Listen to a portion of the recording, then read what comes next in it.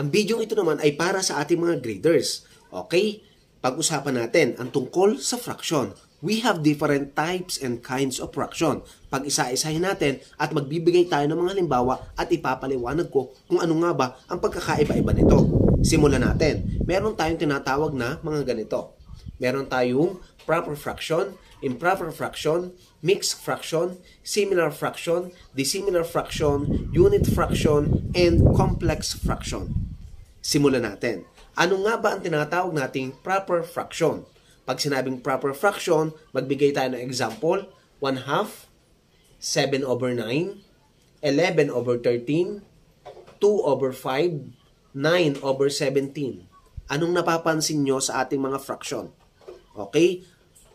Tama. Okay, mas maliit ang numerator kesa sa denominator. Okay? Ang tawag dyan ay proper fraction. Okay, next. How about this one? Ito naman ang ating improper fraction.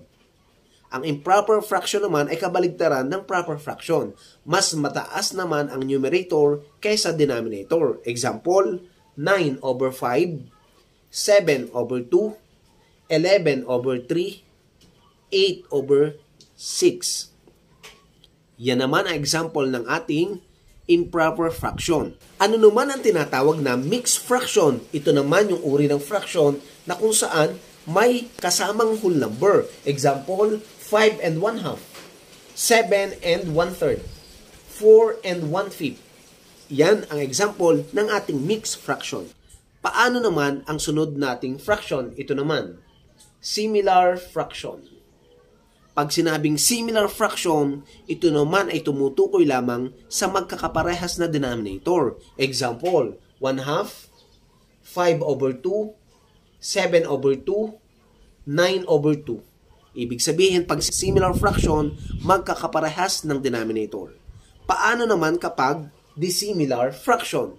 Ang dissimilar fraction naman ay hindi magkakatulad at magkakaparehas ang denominator. Example, 1/2, 7/5, 1/8, 6/11. Tingnan nyo ang ating denominator, magkakaiba. Okay, ano naman ang tinatawag na unit fraction? Example ng ating unit fraction, 1/2, 1/3, 1/4, 1/5, 1/7, 1/6, 1/8. Kung mapapansin natin, lahat ng numerator ay 1. Kaya nga sinabing unit. 1 ang ating numerator. Ano naman ang tinatawag na complex fraction? Ang complex fraction naman, ito naman ay binubuo ng dalawang fraction. Example, 1/2 7/8. Another example, 7/5 over 1/6.